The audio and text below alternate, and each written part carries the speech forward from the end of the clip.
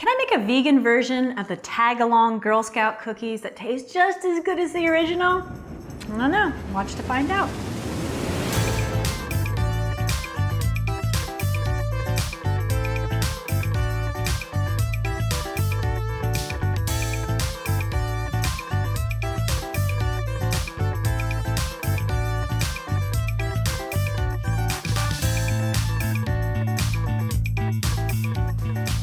Hey there, it's Audrey. So if you haven't seen my channel before, my goal is to make the easiest and most delicious vegan recipes out there, always keeping health in the back of our minds whenever it's possible.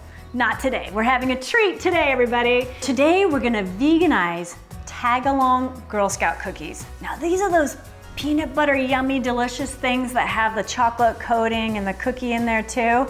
Always have been one of my favorites. When I went the vegan route, I was sad when I realized that I wasn't gonna have those anymore. So I remembered a childhood favorite, something that one of my best friend's mothers made that was pretty much a vegan version of these lovely cookies. I'm gonna show you how to make those today.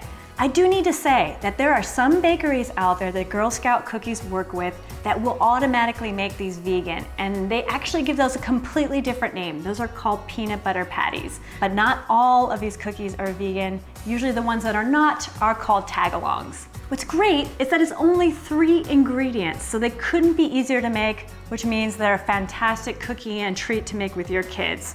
The less ingredients, the easier it is, the better, right?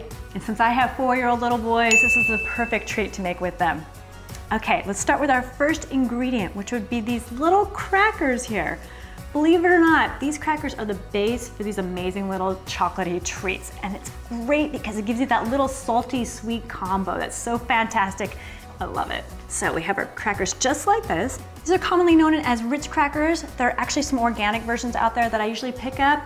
I will leave the links for those below. So I will say I haven't found a gluten-free version of this cracker that really holds up, but I'm gonna keep looking. As soon as I find one, I'm gonna add it to the description below, so keep an eye out. All right, so this is the first of our 3 ingredients. The second one would be creamy peanut butter. When you're choosing your peanut butter, you always want to find one that has 2 simple ingredients, peanuts and salt, and that's it. You wanna make sure that you pick up a peanut butter that doesn't have any added oils whatsoever. Totally unnecessary. Of course, you want a creamy peanut butter in this recipe. I will include links to my favorite brands below. Just put this nice little smear right across the top. So simple and easy and delicious. You know what I need to do right now? I need to start melting our chocolate, so let's do that. I have some water boiling in a double boiler right behind me, so all I need to do is add our chocolate chips. I tend to do mini chocolate chips because they melt faster, but feel free to use any type of chocolate chip that you like. Now the great thing about a double boiler is that it allows the chocolate to melt really slowly and evenly. You can absolutely melt your chocolate in the microwave instead.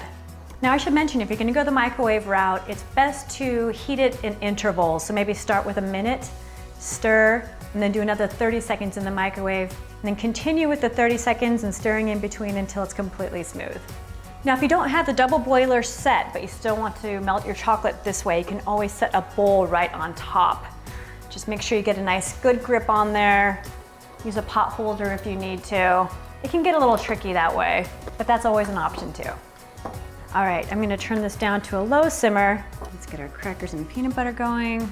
Set these on our tray. I'm gonna work fast because that chocolate's gonna be ready in no time.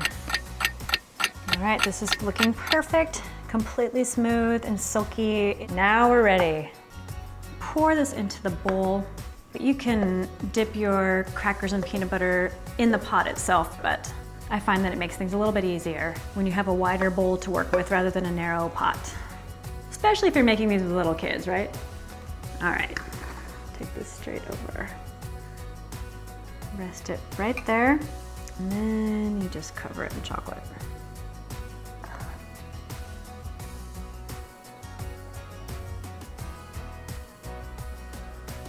Now we just transfer it back to the sheet. All right.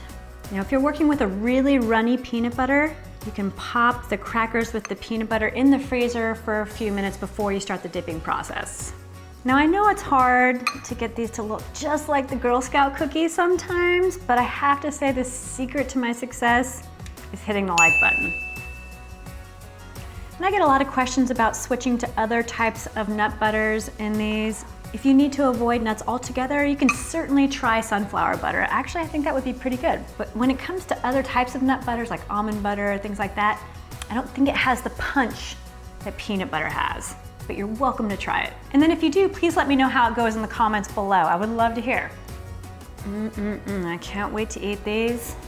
So you can let that chocolate harden at room temperature, probably take about 30 minutes to an hour.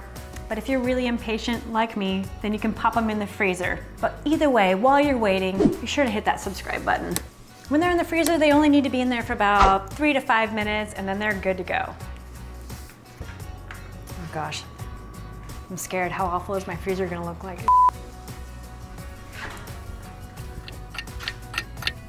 So this is what you're looking for. No wet chocolate whatsoever. Everything is solidified.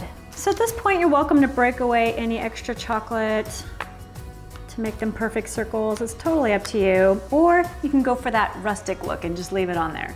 After all, it just means more chocolate, right? This one turned out so pretty. Look at that. I have 7 on the plate already. Look how beautiful. I have to say, I really don't want to wait any longer to try one.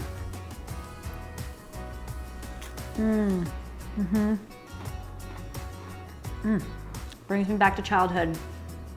Delicious. So good. You can find the full recipe for these amazing cookies on audreydunham.com. Now, if you know somebody who would love this recipe, be sure to share this recipe with your friends and hit that like button. And if you haven't done so already, please subscribe too. Thank you so much for watching. I will see you next time. I have some water. So now, take one of our crackers with the peanut butter. Failed. That didn't work out very well at all. But really no nut butter. Shoot. Come here, come back. And what's nice is that at this point, you can lift these up and start peeling away. Yeah. Thank you so much for watching. I will see you next time. I don't want to ruin it because it looks so pretty for the picture.